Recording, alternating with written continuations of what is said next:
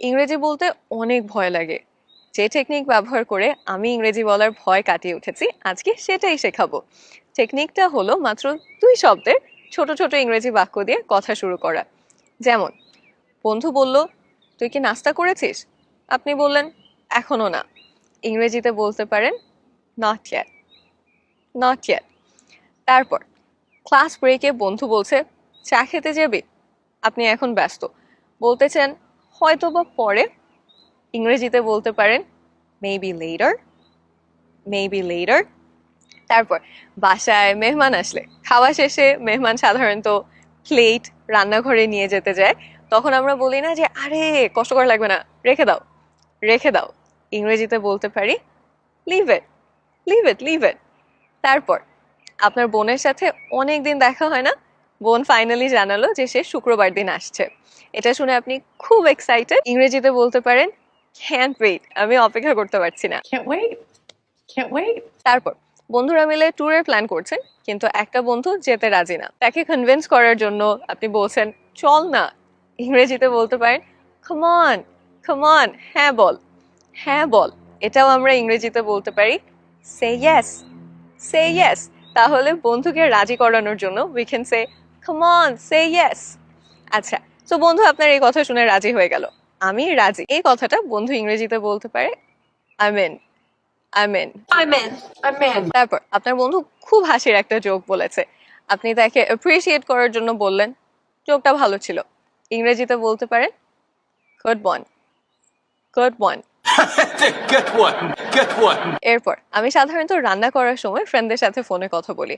ওরা যখন দেখে যে আমি মনোযোগ দিয়ে কিছু করছি, যেমন পেঁয়াজ কাটছি, কথা বলা থামিয়ে দেয়। এমন হলে আমি বলি, আরে আমি শুনছি, কথা বলতে থাক। আমি শুনছি ইংরেজিতে বলতে পারি, আম লিসেনিং, আম লিসেনিং। কথা বলতে থাক, এটাও ইংরেজিতে বলতে পারি, গো অন, গো অন। তাহলে একসাথে, Go on. I'm listening. Go on. I'm listening. তারপর অন্য কেউ যখন চুল বেঁধে দেয়, চুলে টান লাগলে আমরা বলি না যে এই ব্যথা লাগে। ইংরেজিতে বলতে পারেন, ইট হার্টস।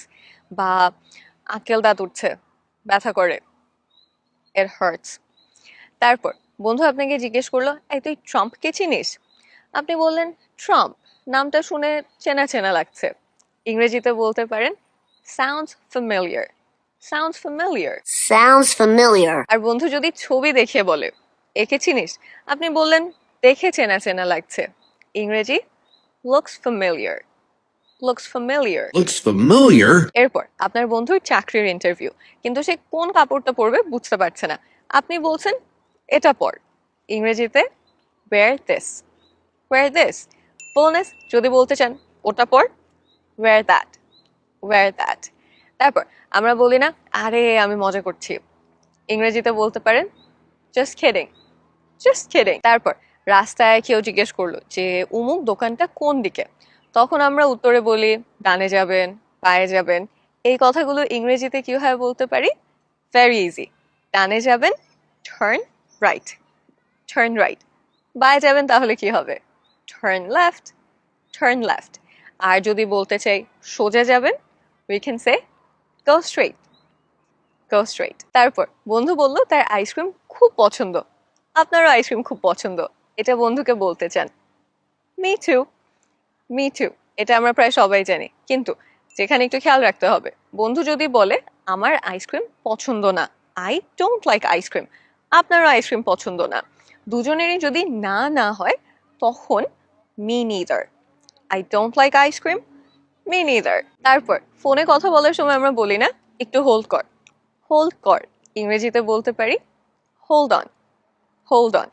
তারপর, বন্ধুর সাথে ফোনে কথা বলছেন, কিন্তু কথা খুবই আস্তে আস্তে আসছে। এমন হলে আমরা সাধারণত বলি, জোরে কথা বল। ইংরেজিতে বলতে পারেন, speak up, speak up. Speak up. তারপর, ক্লাস শেষে বন্ধুরা বের হয়ে যাচ্ছে, কিন্তু আপনি এখনো ব্যাগ গুছাচ্ছেন। বন্ধুদের বলতে চান, এই আমার জন্য দাঁড়া। ইংরেজিতে বলতে পারেন, wait up, wait up. Wait up! Wait up! এরপর, আপনার বোন ফোন দিয়ে বলল যে চাবি দিয়ে মেইন দরজার তালা খুলছে না। এমন হলে আমরা সাধারণত বলি, আরেকবার চেষ্টা করো, আরেকবার চেষ্টা করো। ইংরেজিতে বলতে পারি, try again, very simple, try again. তারপর অনুমতি চাইতে আমরা মে আই বলতে পারি। যেমন এই শুক্রবার আমি পার্কে হাঁটছিলাম, একটা খুবই কিউট কুকুর আমার পায়ের কাছে এসে বল রাখে। সে চাচ্ছে যে আমি বলটা যেন উঠে ছুঁড়ে মারি, ও খেলবে। কুকুরের সাথে যিনি ছিলেন তার কাছ থেকে অবশ্যই আমার অনুমতি চাইতে হবে। আমি অনুমতি চাওয়ার জন্য জিজ্ঞেস করি মে আই, উনি অফকোর্স ইয়েস বলেছে। সো কারো কাছ থেকে অনুমতি চাওয়ার পোলাইট একটা উপায় হলো মে আই। এটা আমরা ফর্মাল পরিবেশেও ব্যবহার করতে পারি। একটা গুরুত্বপূর্ণ পয়েন্ট, আজকে আমরা যে সেন্টেন্সেস গুলো শিখলাম বেশিরভাগই ইনফর্মাল, অর্থাৎ কাছের মানুষ, বন্ধু বান্ধবদের সাথে আমরা ব্যবহার করতে পারি।